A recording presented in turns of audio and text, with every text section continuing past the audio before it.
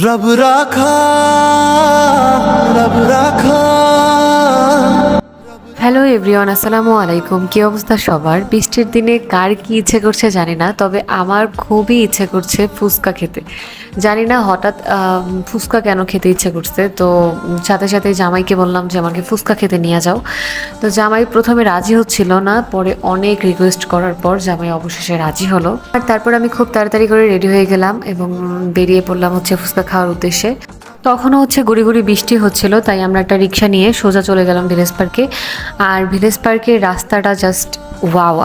আপনারা যারা গতকালকে ভিলেজ পার্কে এসেছেন আপনারা অবশ্যই জিনিসটা ফিল করছেন। রাস্তাটা সত্যি খুব সুন্দর, এমনিতেই অনেক সুন্দর, তার মধ্যে এই বৃষ্টি ওয়েদারে আরও সুন্দর হয়ে গেছে। বৃষ্টির দিনের পরন্ত বিকেল আর সাথে যদি থাকে প্রিয় মানুষটি, আমার মনে হয় না এর থেকে বেস্ট মোমেন্ট আর কিছু আছে। তো যাই হোক, আমরা চলে আসছি ভিলেজ পার্কে।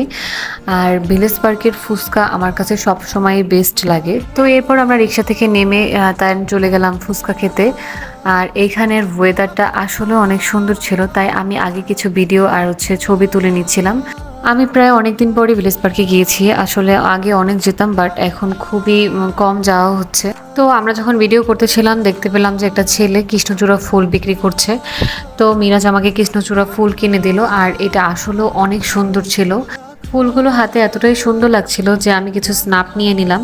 ফুলগুলো ছেলেটা নাকি গাছের উপরে ডাল থেকে কালেক্ট করে, তো আমি দুইটা ফুল নিয়ে নিলাম। একটা হচ্ছে কৃষ্ণচূড়া, আর এটার নাম আমার এখন ঠিক মনে পড়ছে না। আপনারা যদি কেউ চিনে থাকেন বা নাম জানা থাকে অবশ্যই কমেন্টে আমাকে জানিয়ে দেবেন। তো ফুলগুলো নিয়ে আমি কিছু ভিডিও নিচ্ছিলাম, আর এই কৃষ্ণচূড়া ফুলটা আমার বরাবরই অনেক পছন্দের।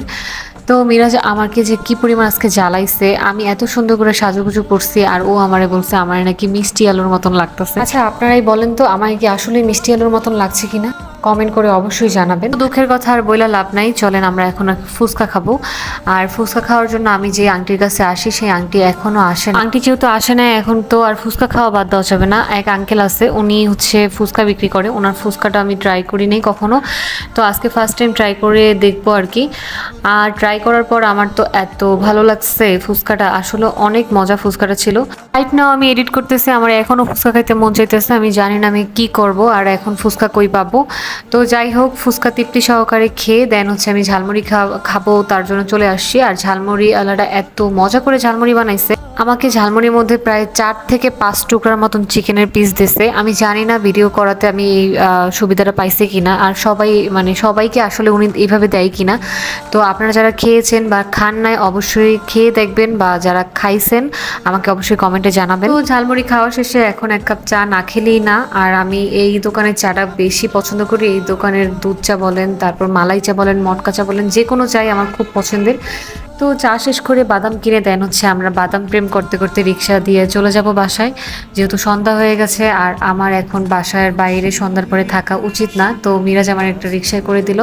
আর মিরাজও যেহেতু ওর কাজে যাবে, তো ও আমাকে আল্লাহ হাফেজ বিদায় টিদায় দিয়ে ও কাজে চলে গেল ওর। আর আমি ওইখানে টুকটুক করে বাসায় চলে আসলাম।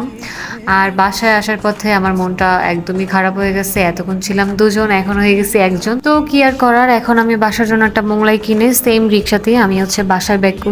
তো আমার এই ছোট ছোট ব্লগ আপনাদের কাছে কেমন লাগে, বা এরকম ব্লগ আপনারা চান কিনা অবশ্যই কমেন্ট করে জানাবেন। তো সবাই ভালো থাকবেন আর আমাদের জন্য বেশি বেশি দোয়া করবেন। আল্লাহ হাফেজ।